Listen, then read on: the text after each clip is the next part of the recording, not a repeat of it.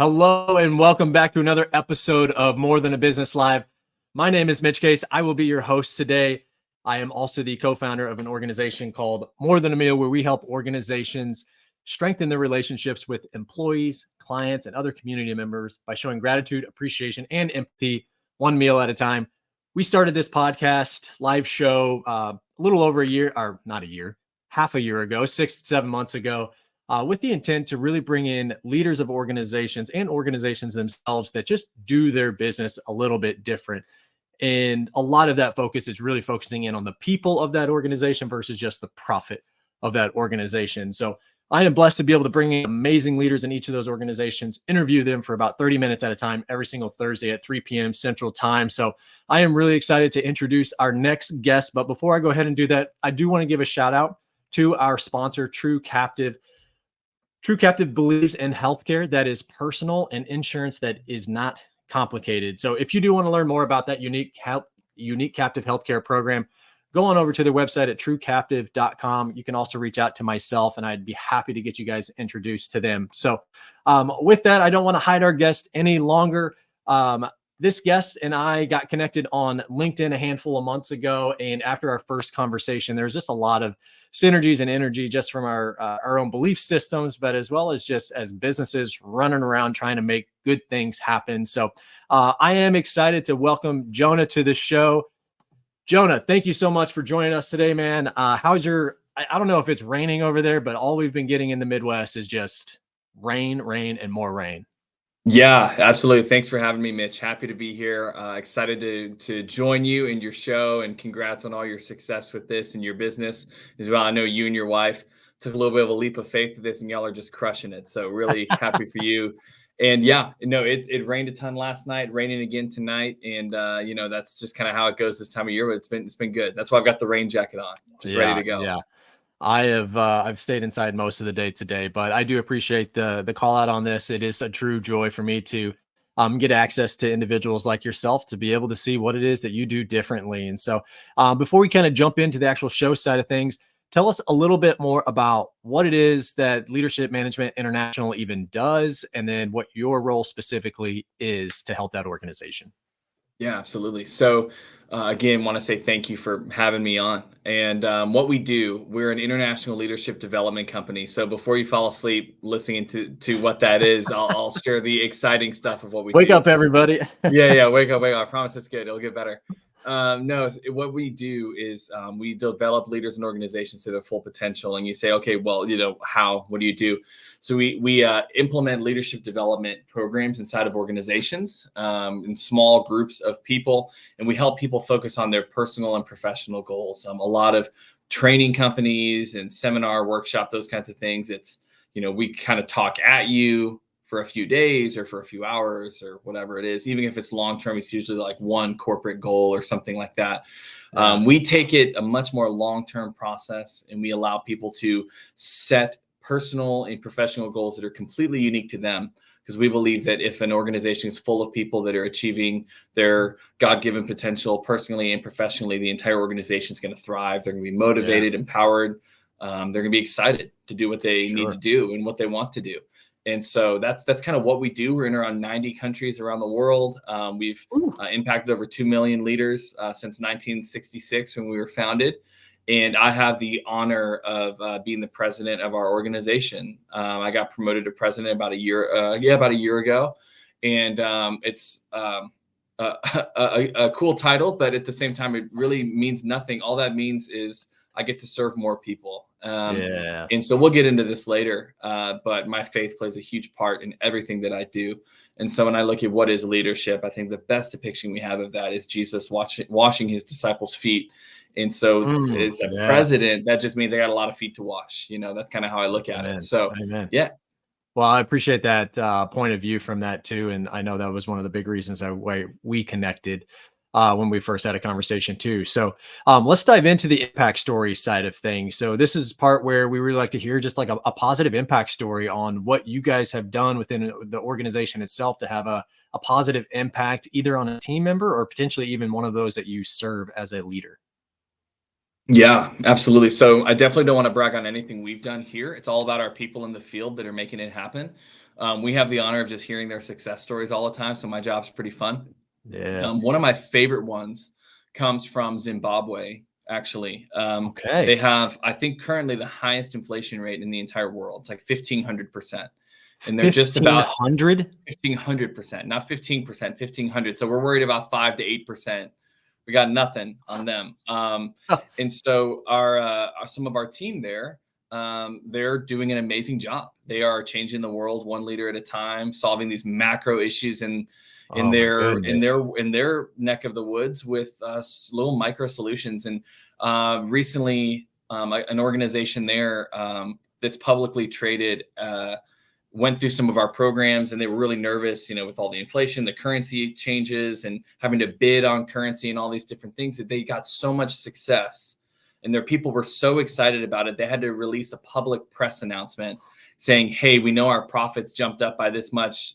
That was correct. It wasn't like a mistake on our, like, This this was really not a happened. clerical error. Yeah. So that's like a money one, that's fun. But Sure.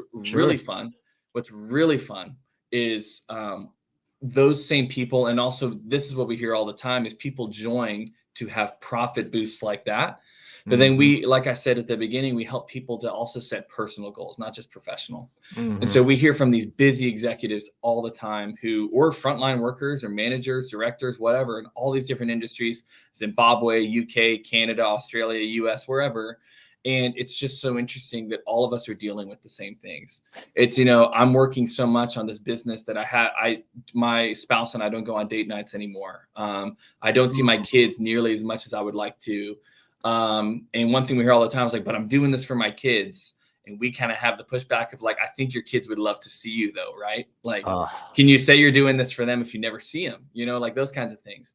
And so we get to have these kinds of conversations with people in this business professional setting. A lot of these companies are very closed off.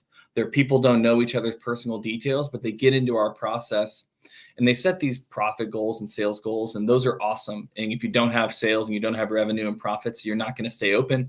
But right. then when they get up and they share their results at the end, we hear time and time again, like, my spouse and I we have a weekly date night, no matter what. And we haven't done that since, first few years of marriage. Or my kids and I, every Saturday we go out. I'm leaving the office by 5 every day, no matter what. I unplug and my phone's off when I get home and I'm playing with my kids again for the first time. Or people with like weight loss goals, like these huge things that you wouldn't think would come from a leadership development. But those are the ones that people get really excited about. And Oh, so I wanted to zero in on one. So I gave the Zimbabwe example, but it's not fair to just zero in. Like, these are the kinds of things we get to hear every day, and it's so fun to see that. So that's been a lot of fun. whew. That feels very fulfilling work. And, you know, you not knowing my entire story, I feel like I just got a little dose of reality or what my own story was. Um, you know, 5, 6 years ago, as we started having our first kid, and being that, the provider of the family, and thinking that my sacrifice is going to be time away from the family because I need to go and provide in this certain way, climb this certain ladder to get to this point because I'm doing it all for my family. And in all reality, I was never around my family. Like, kind of interesting that Yeah. you do something for your family, but you're never there. It's counterintuitive when you almost look at it so like plain and simple from that perspective. So I definitely resonate with a lot of that, and hearing that that is the exact same challenge that other leaders across the world experience makes me, I don't know whether it's good or bad, but it makes me feel like I'm not alone in some of those areas too, which is energizing too. So, whew, all right, I really enjoy that, and I'm a little jealous that you get to hear some of those stories on a daily or weekly basis. But kudos to you for having that impact and that focus on that. So, that might have stole a little bit of the thunder for the next section of the show, where we really kind of talk about the business side of things. So, what truly makes leadership management international? Like, what makes it more than just a business?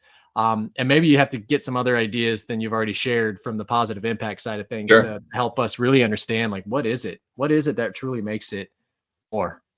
Yeah, absolutely. So, Not to sound too like stoic or whatever, but people talk about business all the time, and the cliche thing to say is like, well, what even is a business? But seriously, like, what is it? Like, it's just a conglomerate of people, right? It's just so like, what is Leadership Management International? Like, if we didn't have any people out in the field changing lives, we wouldn't have Leadership Management International, right? And so, I think for me, when it's like how are we more than a business? It's our people that are out there every single day. They're waking up and they firmly believe in what we do. And we have people that are selling and facilitating these programs and this concept and these processes around the world in some of the hardest places in the world. I mean, another example is whenever in Lebanon, they had the Beirut bombs that went off there, and that was a terrible situation. Yeah. And there was just so much tragedy there with so many things right after COVID and all these things. We heard stories about LMI representatives out there in the streets with our personal leadership programs saying we can't control all of this, but how can we impact each other and help each other through this? And in the middle of protests, people were like starting these small group discussions about like, hey, let's work on ourselves. How can we help each other? How can we serve? And those are the kinds of people we work with all over the place. It's every obstacle is just another opportunity to serve somebody. And so how is it more than a business? I really think we do not make money if we don't make an impact on someone. So our founder, Paul J. Meyer, he pretty much set up the business to say, we can't just talk the talk. If we're not walking the walk and actually serving people, our business will never make money. It will never happen. Sure. So if someone wants to be successful in LMI in what we do, we have to serve a lot of people. And I love how that works because so many companies say, well, look at our corporate purpose and our mission statement and all these things, but then your job never really has much to do with that. Where here, every single high payoff activity that you could possibly have that's going to produce the highest ROI all revolves around serving another person, every single one. And if you're not doing that, you will be doing low payoff activities. Absolutely. And so another thing too is the world is just full of noise now. I mean, there's so much information out there. There's so many books being published and shows to watch and social media posts out there. And these are all good things like what we're doing right now. This is awesome. Like we couldn't do this in the past. What a cool thing. Right. But the problem is, my hope is that someone doesn't just watch this and think they're going to change their lives. Like it's not going to happen. At some point, you actually have to do something, and doing something's really hard and it takes a really long time. And so our business, kind of referring back to Jim Collins' book, Good to Great, he has an idea called the hedgehog concept. And it's know what you're really good at, which a hedgehog, it's like, I think if I remember correctly, it was like curling up in a ball, right? It was like, that was their thing. They do that one thing really, really well. So hopefully we have something better than that, right? But ours is our process. And we're like, with all the noise, with all the buzzwords, all these things out there that promise to be like, hey, you can growth hack, you can growth hack and mindfulness and all these things. Like, none of this is new. Again, going back to scripture, my favorite thing is when I read a quote in a book or there's a whole idea about like mindfulness and all these things. Like, have you ever heard of this? It's like, dude, they were talking about this 5,000 years ago. Come on, this is not new. This is not new. We just aren't practicing it. Like, we don't need another new book on it. We just need to do something with it. And so what we do is help people do stuff with the knowledge that they have. And I think that's what makes us different. It's relieving because so many people have so much knowledge and so much information. With the rise in AI, we can get such fast information that's really good and it's accurate and it's helpful. But then we're almost so overwhelmed with it. We're like, well, now what? Now what do we do? And so our process is like, hey, it's going to be really long. It's going to take a lot of time. There's no hacks. There's no shortcuts. And you're going to probably not enjoy the first part of this, right? It's going to take some time. But you have to promise, you have to know that it's going to produce the results you want to see over the long term. And that's just going to take some time. And we deal with what we call the human condition, not these external things. And the human condition has not changed. It's just taken on new forms. And it has new words that describe it, but it's still the same. Our process deals with that. So the way we're more than a business is we deal with that. And we don't lie to people and say, well, there's a quicker way now. There's not. It's like, hey, no, it's still going to be really hard. But it's going to be worth it. If your goals are important enough to you. So I would say that's one of the ways. Hopefully that answered your question. That absolutely does. I want to give a quick shout out right here. So as you were talking, Richard made a comment here. It seems like he's been with LMI for many years here, but sounds like the system you guys have in place forces action to be taken in a little bit. So it's really interesting because my story is as a mechanical engineer, kind of grew up in that space, did this for 10 plus years and was rewarded financially, but felt that I was missing time with the things that were most important to me by focusing on that and not my family at the time. And there was a video by Steve Harvey, the host of Family Feud, and he was just talking about this situation where if you never jump, the parachute never has a chance to even open up. And he talked about when you jump, that parachute will not open at the very beginning.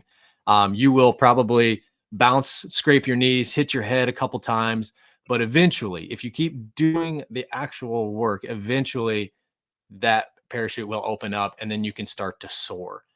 And I listened to that thing probably 3 months before I left my job to make sure my mind was ready to go into that, follow through with it, and take action on the outside after I had left. And I think without somebody, I wish I had known about LMI beforehand because I think that would have put me in a position maybe even 3 years prior to when I had made that leap of faith. But knowing that you guys are out there doing that, making differences in the lives of those that can go out and represent you guys, but also the individuals that are being impacted.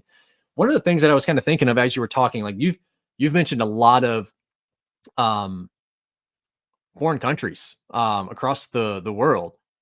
How do you, as a leader of the organization that makes this impact, and it sounds like even Richard, like how do you continue to have the same message across, I have to think, tens to hundreds of different languages across the world?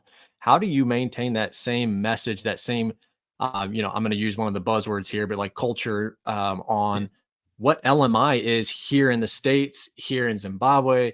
How do you maintain that component of the organization?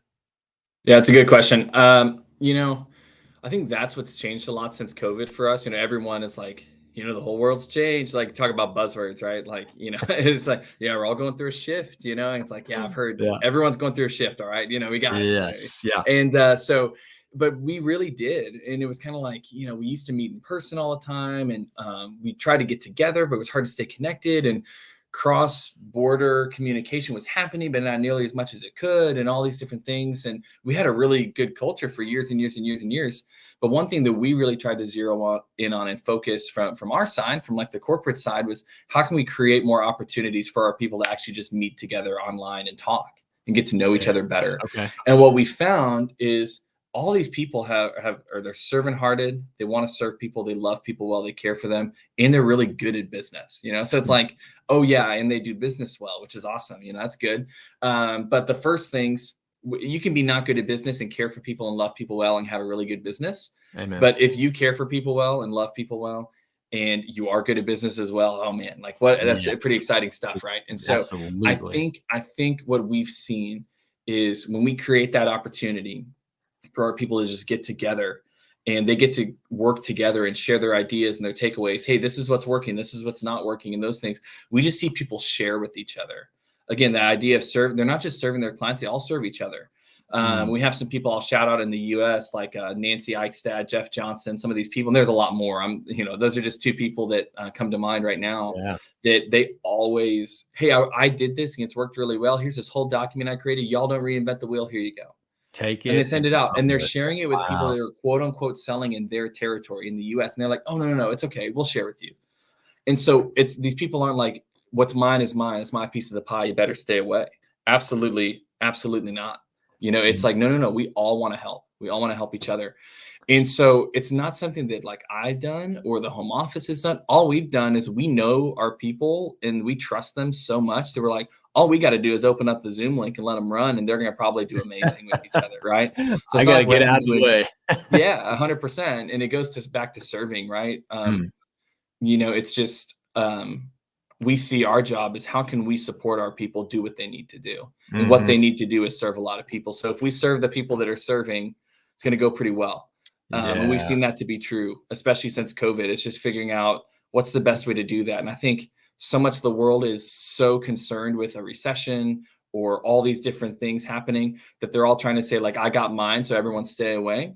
We're Mm-hmm. like, yeah, what a terrible attitude to have. If we want to help people and we believe that let's expand the pie, help everyone to reach their God-given potential in all areas of life, or whether it be business or personal, whatever. And so that's how we maintain the cultures. Let's just stay true to those core tenets, focus Yeah. on those, not get caught up in all the external stuff, and we're going to be just fine. I sit there and think like obviously like that gets bred down into those individuals from what you guys do from the leadership side of things and breeding a desire or a culture of abundance mentality versus the scarcity mentality. That mind shift for I think so many individuals, even within organizations. So even if you are just a team member of an organization, it's not your own business and you view things out of abundance versus scarcity. I can't promise that things would happen the right way for you, but it just clears your mind from a perspective to be more creative, collaborative, and raise all ships versus silo yourself, put yourself in this hole by yourself. It gets dark down there every once in a while. So Yeah, it does. I can definitely see and appreciate what you guys are building there to maintain that to where an individual that is finding success in their own territory is willing to share that with others selling into their own territory with this exact same model and system. But because they know and trust what you guys have taught, they can be in the abundance mindset. And that's such an important thing. I think for these organizations that are trying to build their own solid culture, retain their existing talent, and increase their revenue by bringing on new people as well. So, Jonah, I want to sit and talk with you so much more on so many of these little details on what you guys have developed. It's very interesting to me. But we do have a time limit on this show, so we got to keep moving forward on this. But now we kind of want to jump into the time where we talk about you. Um, I know as a business owner and leader, I know that every single day is not, 100% of ourselves that we're bringing to the table. So what is it about you personally that continues to motivate you to show up when maybe it's not your best day or maybe it is your best day, but what is it that keeps motivating you to show up and serve the people you're blessed to serve? Yeah, that's a great question. So, I mean, there's so many things that I could say there. One, I wanted to circle back real quick. You said the word abundance, and I want to make something very clear. If my biggest problem with anyone in like the quote unquote self-help industry, they'll preach this idea of abundance. That's just not true. Abundance doesn't mean you're going to get everything you want. Oh yeah, for sure. You may never get what you want. And life may be hard. Sometimes you get cancer and things look really bad. And I Yeah. think it's a slap. And you're not saying this. I'm just saying when people hear that word, I don't want them to go to this place. Like I've just had too many friends that got sick and they passed away. And Mm, they had an abundance mindset, but sometimes life sure. happens and life is Oh not yeah. perfect. And we can get in more into that. And we can't our business is not one of those self-help things where if you just work with us and keep paying us money, your life's going to be amazing. No, not at all. But we can help you handle the guaranteed challenges that are coming. You're either Yes. entering into a valley or you're coming out of one, always. And if you're Yeah. coming out of one, you're going to enter into another one at some point. That's not negative, that's just facts. Sure. Sure. And so I just want to make sure when we talk about abundance that people don't think it's wealth and prosperity. Absolutely not. Try telling that to the mom that has 6 kids and is working 3 jobs, Amen.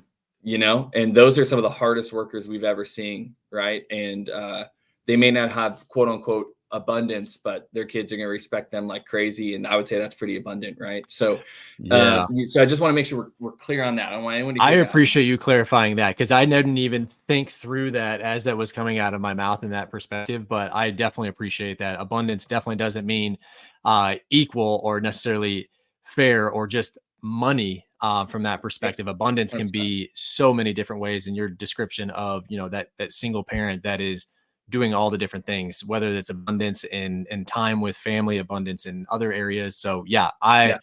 thank you for reframing that in a way that doesn't sound like you just do it and everything is perfect. Everything's gonna be great. So nope, not gonna happen. It's probably gonna get when you do the right things. A lot of times, life finds a way to make it a little harder on you. So if anything, Uh, it's gonna be hard. So, but your yes. question about like what's my motivation? Yeah.